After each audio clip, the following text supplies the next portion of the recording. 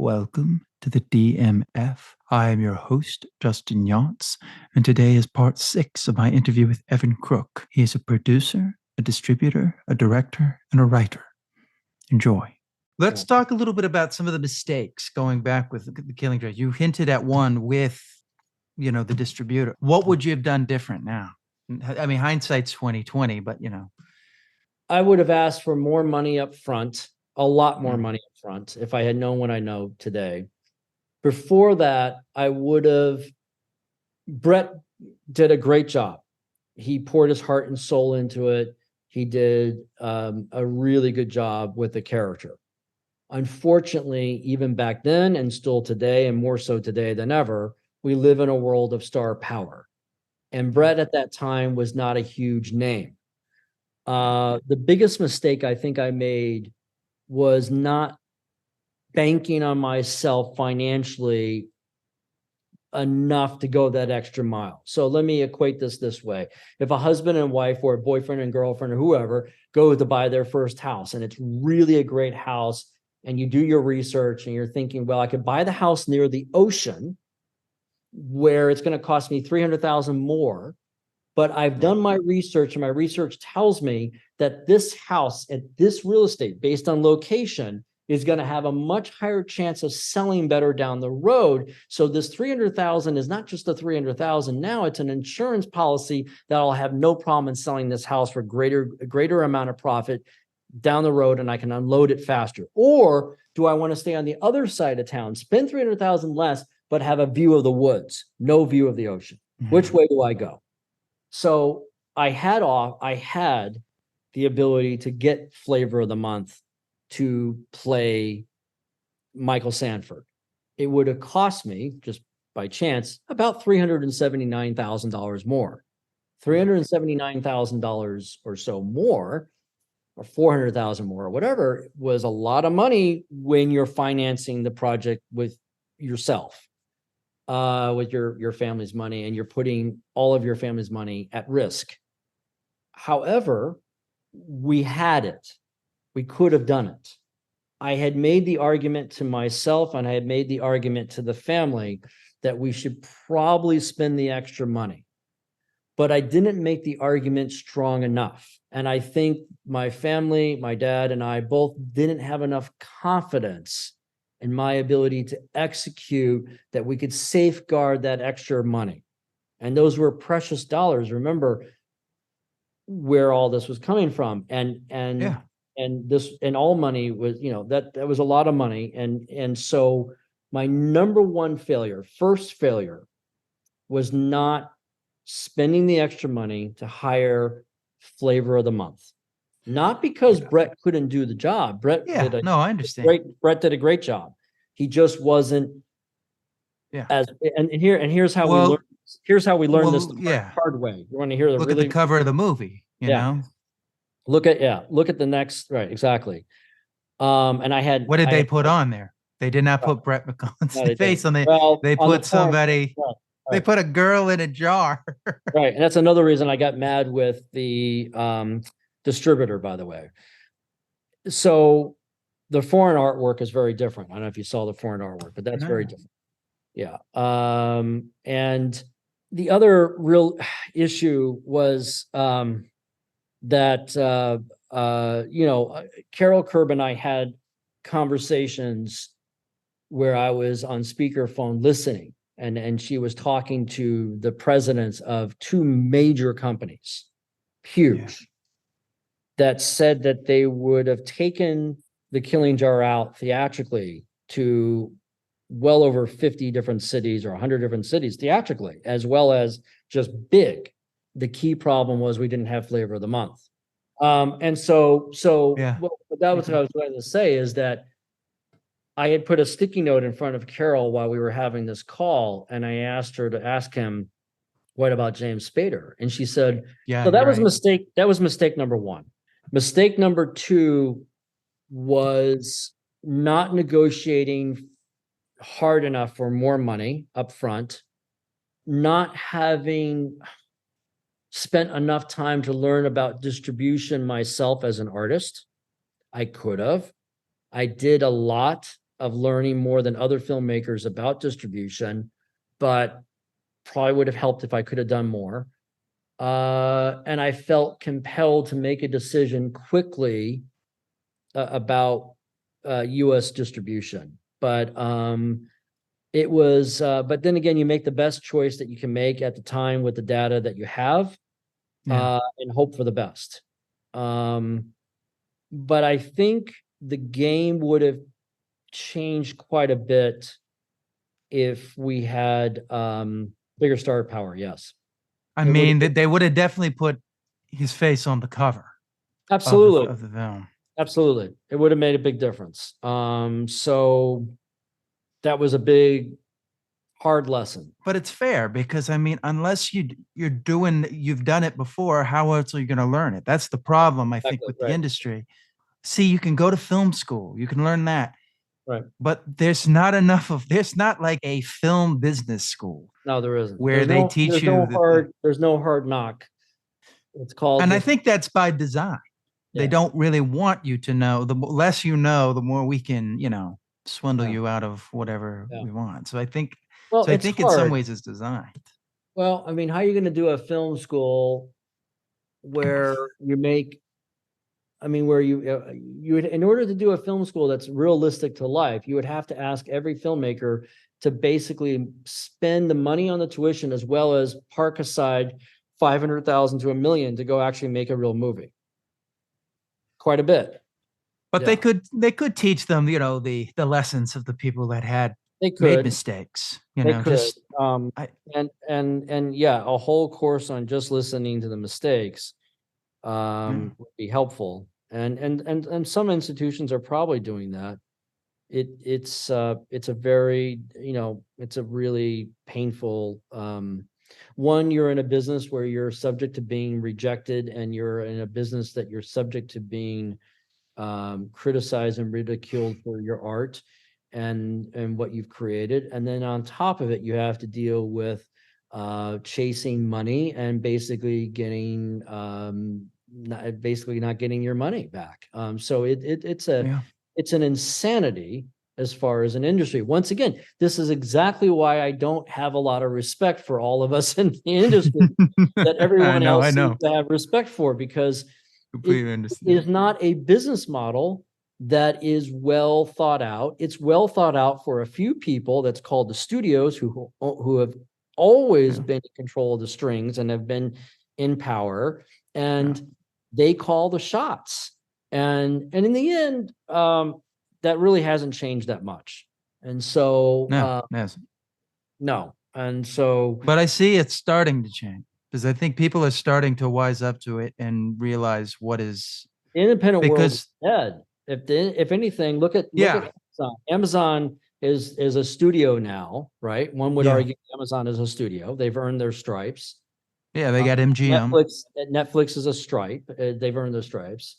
They're streamers that no one paid attention to, and now the studios not only are paying attention to them, they're doing the same thing, right? And what are all of them doing? They're going back to their original grassroots, which is raise prices and add advertising. Right. But we're starting to see a drop off now. They're kind of like reaching the threshold of what people will pay to go to the movies. There'll be a consolidation, because it's the same stuff that they're all trying to do the same thing.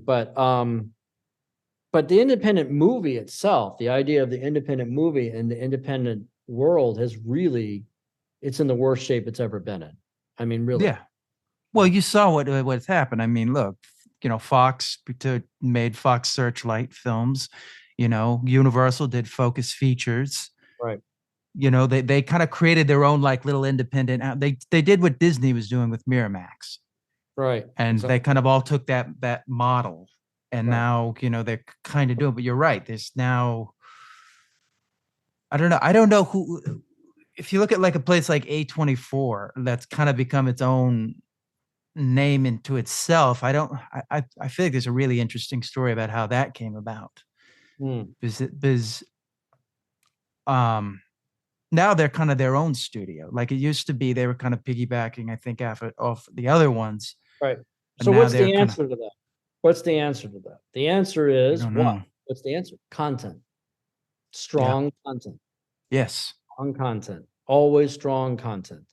But you Good hinted at script. something talking about how, you're dealing with all these people. They all come to the buyer's market and they're going to just outbid everybody. They're going to try and outbid Yeah. and you're hoping to get, so it's this everybody at the table jumping to get it. I imagine that. Is that, am I kind of Yeah, right I on mean, my thing? if you make a very good piece of product, because that's how a distributor looks at it, it's product.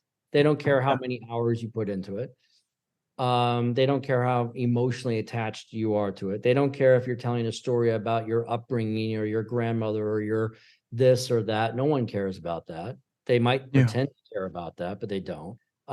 They care about it's a widget. Can they sell the widget? Can they make money with it? And how much money can they make with it? Yeah. And how easy is it to pitch it and how easy is it to market it to the consumer? And so if you make a very, very, very good story, it's going to sell.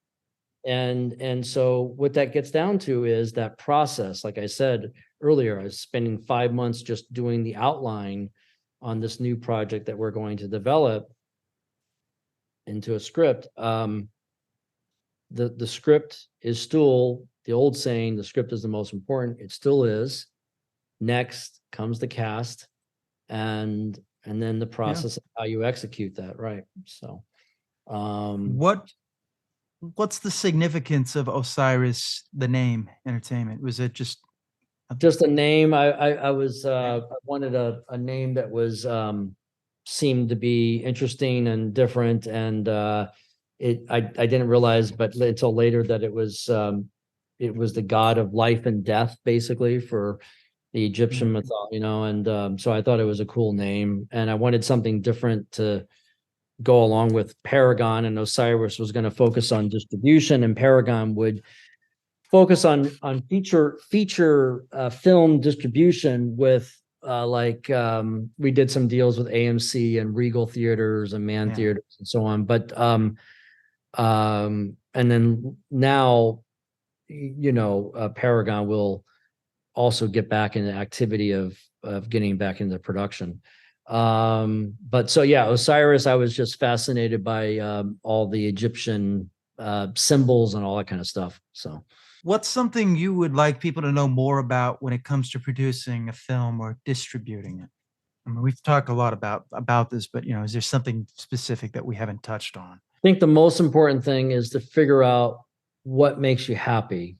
Generally, people get good at what they enjoy and then keep doing that. Find a way to keep doing it no matter what.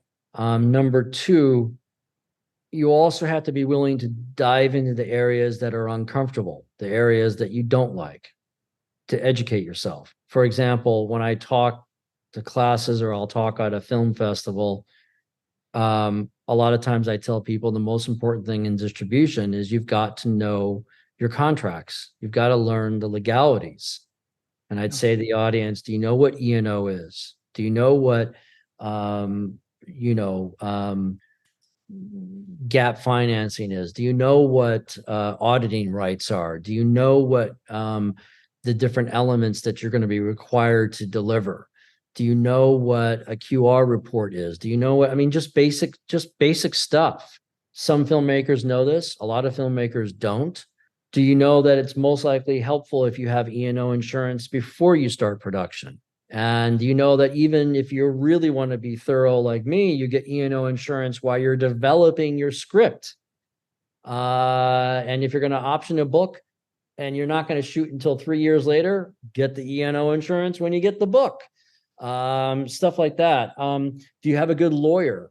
Do you have a good understanding of what the contract means? Or are you going to be an artist that just deflects to your creative attorney and says, well, I'm going to focus on my art. I don't have time to worry about the legalities of things.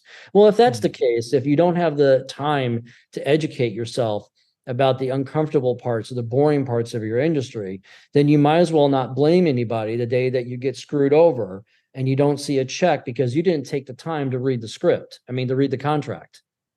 So understanding the legalities of our industry and the loopholes in the legalities and understand the obligations that you're signing and agreeing to are vital.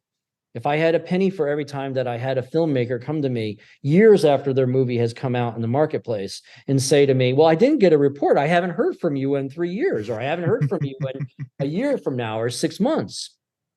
Okay. Did you bother to look at the reporting obligations and the reporting obligations of the contract? There's an entire several sections of this. Did you notice the part that says we don't have to report if no money has come in? And by the way, there's no clause that says you can't reach out to me. I am not required to reach out to you every 5 minutes and hold your hand. I'm a distributor, no different than Warner Brothers or New Line Cinema or Village Roadshow or Summit Pictures or Paramount Pictures or Fox or who anybody. We're all the same. And guess what?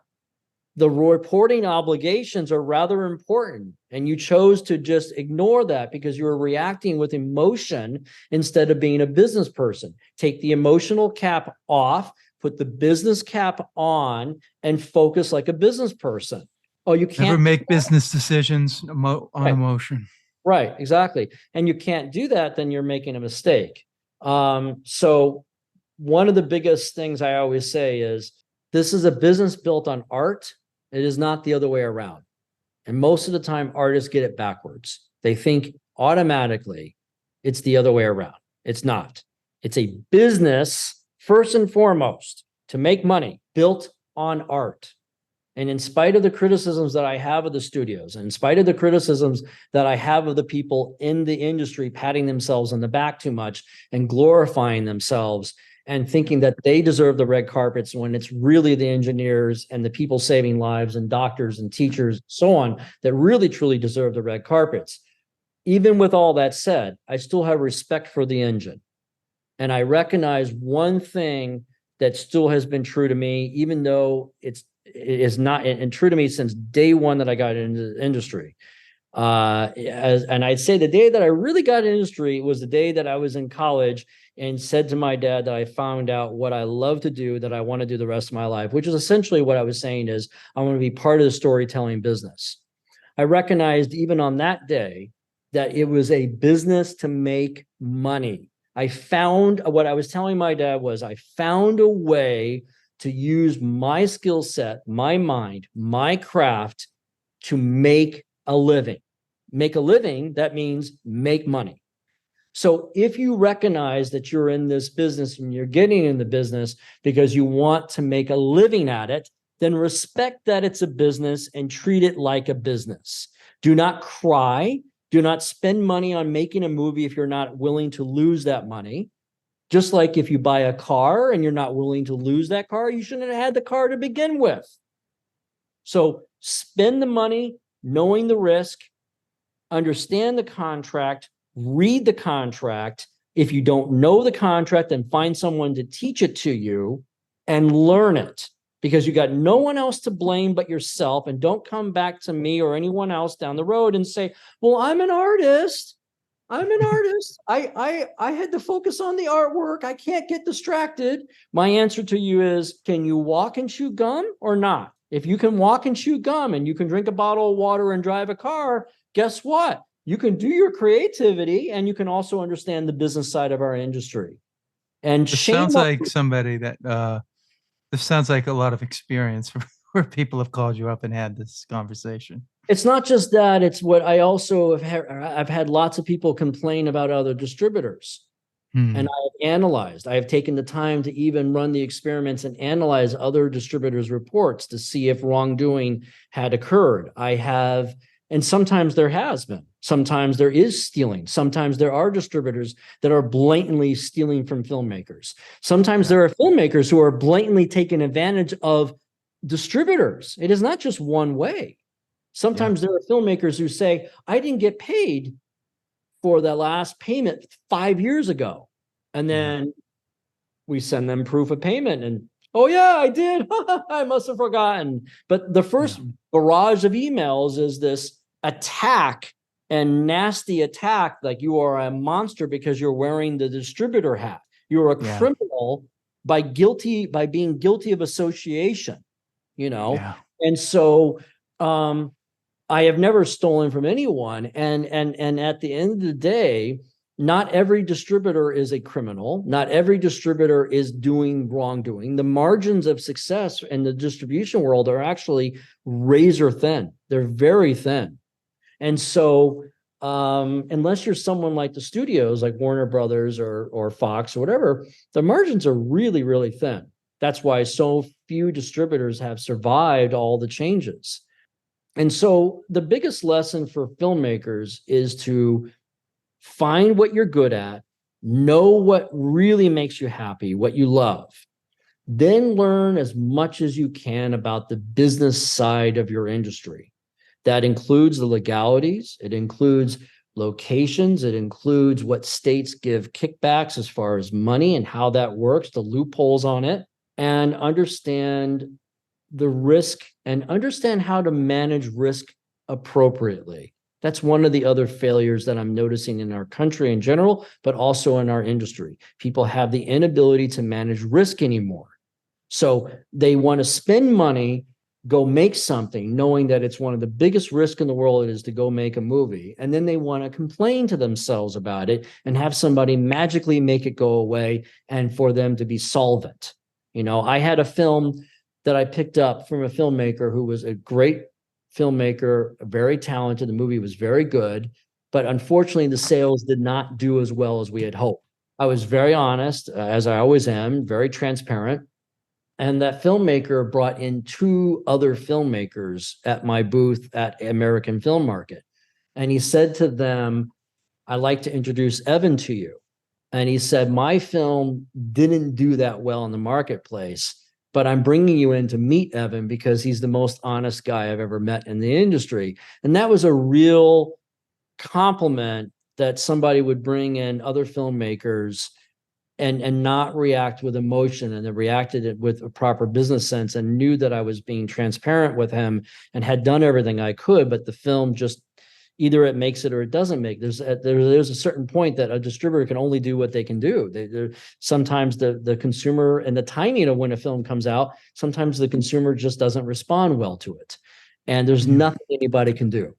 And so, but it was a real compliment that he really talked highly about me and us and the company. And that was wonderful. So I think, but it's once again really important to understand as much as you can. Does it mean that you have to be able to shoot the movie if you want to be a director? No. Does it mean you have to be the actor and the director and the producer? No. Focus on what you're good at, but at least have a good understanding of the other roles in the equation, but really have a good understanding of your key principal players.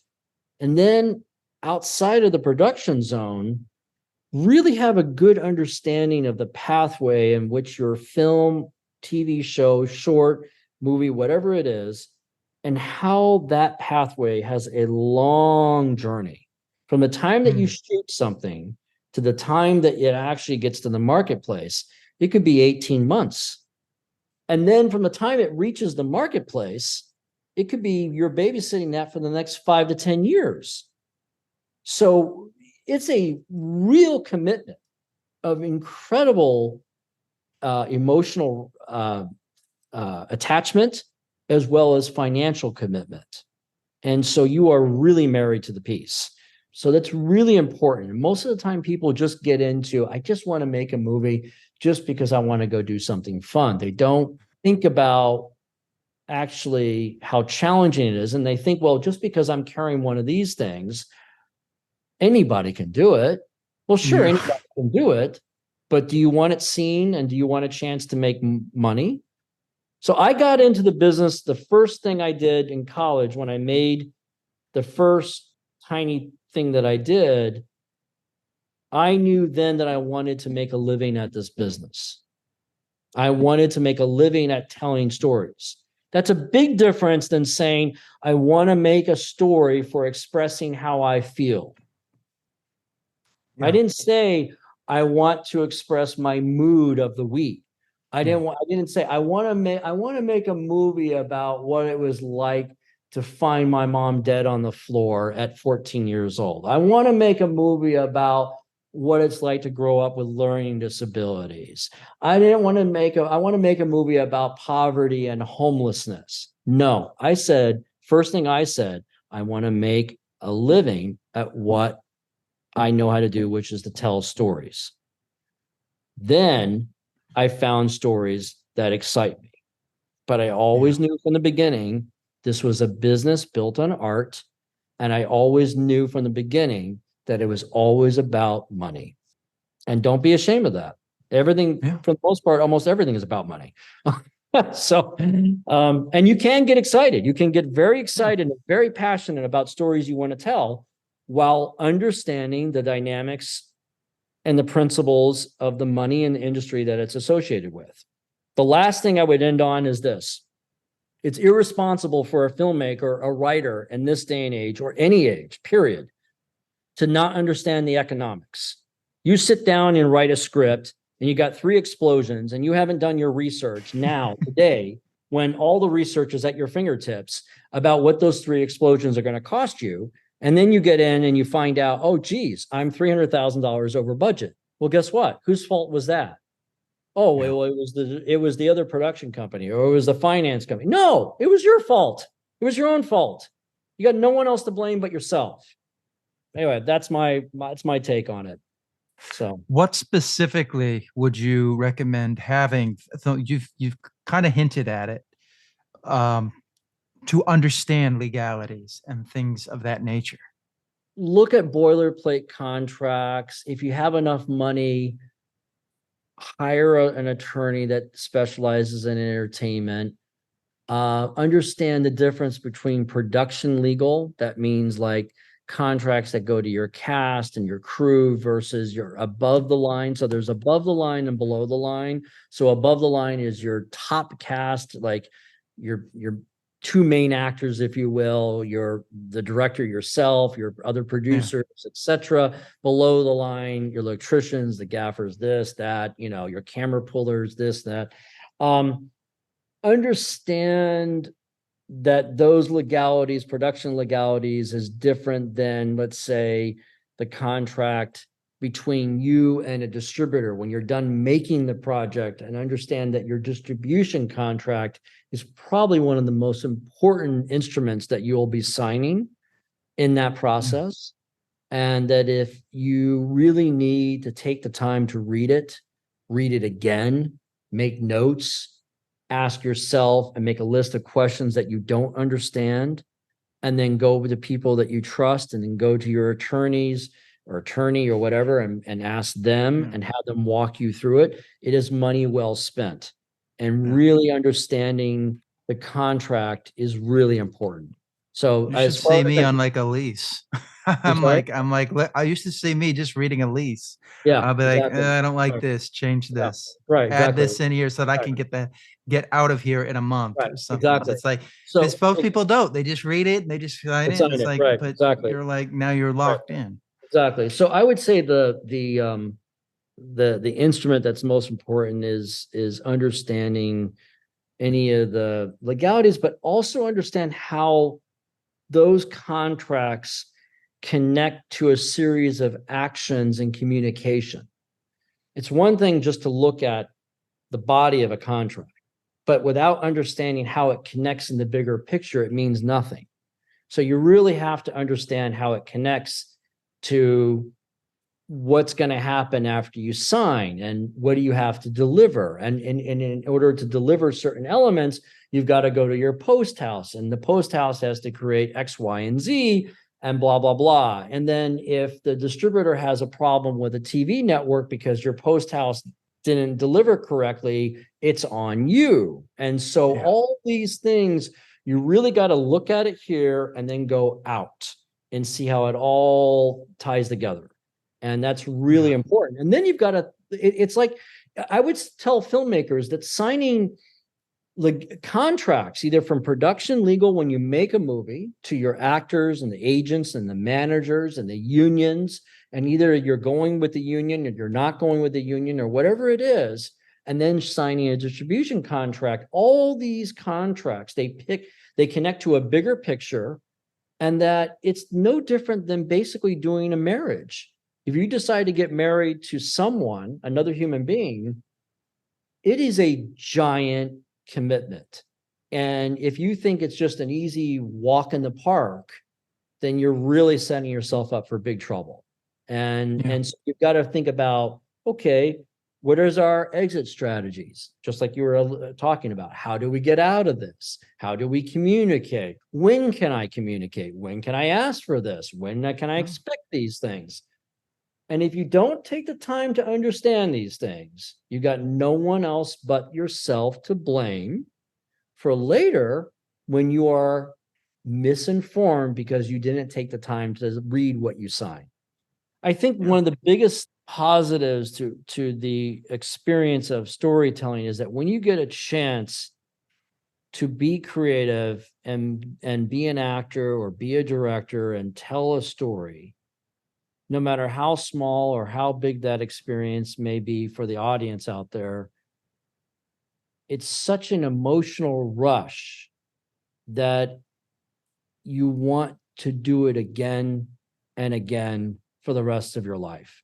It is the drug of choice. And that drug is the drug of being creative.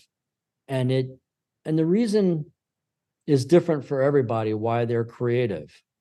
I ask people in classes and at festivals, a lot of times, I'll say, why did you get into this? And someone says, well, because I just thought it would be a fun industry. And some people will say, I got into this because I want to tell stories and be a part of the process. Or I got into it because I love cinematography. A lot of times people will ask me, why did I get into it?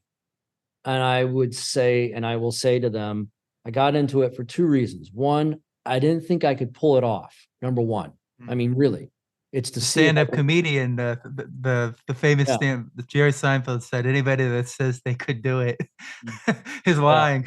I don't believe we can actually pull it off. That if we can actually come together as a group of people and tell a story and make it interesting and fascinating. Well, think of how hard it is. I mean, first you write it. Right. Then it's rewritten again when you act it.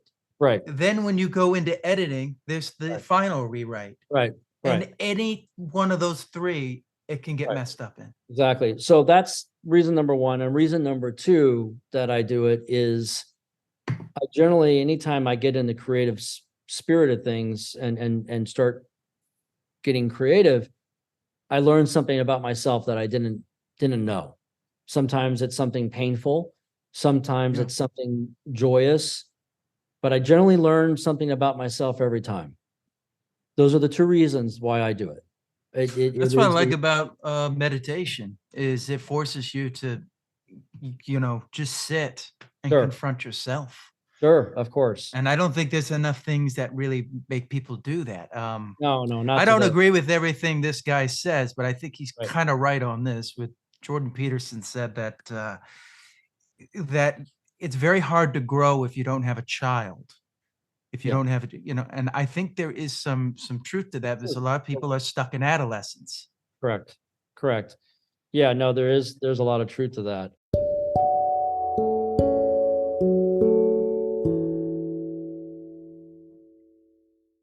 Okay, that about does it for part 6 of my interview with Evan Crooke. I hope you enjoyed it. Thank you for listening. I want to thank him personally. As always, you can find me at Justin Yance. Please like, share, and subscribe, and consider checking out the YouTube channel. And I will see you next time on the DMF.